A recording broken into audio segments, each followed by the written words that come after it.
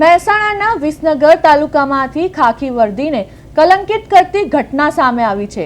વિસનગર તાલુકા police સ્ટેશનમાં 4 police કર્મચારીઓ પર એક વેપારીના ઘરમાં ઘૂસી લૂંટ તોડફોડ અને મારપીટ કરવાનો ગંભીર આક્ષેપ લગાવવામાં આવ્યો છે। ભોગ બનનાર વેપારીના જણાવ્યા અનુસાર ગત 10 મેના રોજ 4 પોલીસ કર્મીઓ સત્તાવાર વર્દી વગર એટલે કે સિવિલ ડ્રેસમાં તપાસના બહાને વિસનગર સવાલા ખાતે આવ્યા। તેમના ઘરે આવ્યા હતા અને અહીં આવીને તેમણે તપાસના નામે પરિવારને ધમકી આપી હતી અને ઘરમાં તેમજ ઓફિસમાં તોડફોડ મચાવી હતી। એટલું જ નહીં, પોલીસ કર્મચારીઓએ વેપારી સાથે મારપીટ કરી ઘરમાંથી 18,000 રૂપિયાની રોકડની રકમ લૂંટ ચલાવી હોવાનો પણ આરોપ છે। પોલીસની આ દાદાગીરી અને લૂંટની સમગ્ર ઘટના ઘરની બહાર લાગેલા સીસીટીવી કેમેરામાં કેદ થઈ ગઈ છે। આ મામલે ન્યાયની માંગ સાથે ભોગ બનનાર વેપારીએ મહિલા એસપીને પુરાવાને લેખિત અરજી આપીને કડક કાર્યવાહી કરવાની રજૂઆત કરી છે, જેને પગલે પોલીસ બેડામાં ભારે ફફડાટ વ્યાપી ગયો છે।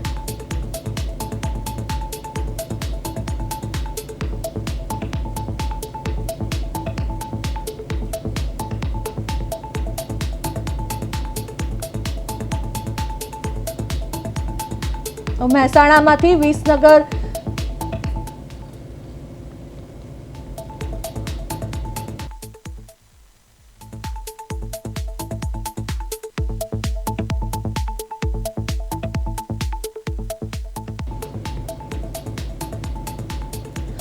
આ સાથે અમારા સંવાદદાતા મનોજ જોડાઈ ગયા છે। જી મનોજ, મહેસાણાના વિસનગરમાં પોલીસ કર્મીઓએ વેપારીના ઘરમાં લૂંટ કરી છે, શું છે આ મામલે વધુ વિગત? જી, વાત કરવામાં આવે તો તાલુકા પોલીસ સ્ટેશનના જે 4 પોલીસ કર્મીઓ છે તે 10 મેના રોજ 4 પોલીસ કર્મીઓ તપાસ અર્થે ગયા હતા અને જે વેપારી છે તેના ધમકી આપવામાં આવી હતી અને વેપારીને ઘરમાં ઘૂસીને 18,000ની લૂંટ પણ કરી હતી અને મારામારી પણ કરી હતી। તે સમગ્ર ઘટના સીસીટીવી ફૂટેજમાં કેદ છે। વર્દી વગર 4 પોલીસ કર્મીઓ ત્યાં ગયા હતા અને આ રીતે ધમાલ કરવાથી એનો આરોપ લાગ્યો છે અને જે ઘરની અને ઓફિસની જે તોડફોડ કરી છે તેના લઈને વેપારીએ જે મહેસાણા એસપી છે તેને લેખિતમાં અરજી આપી હતી।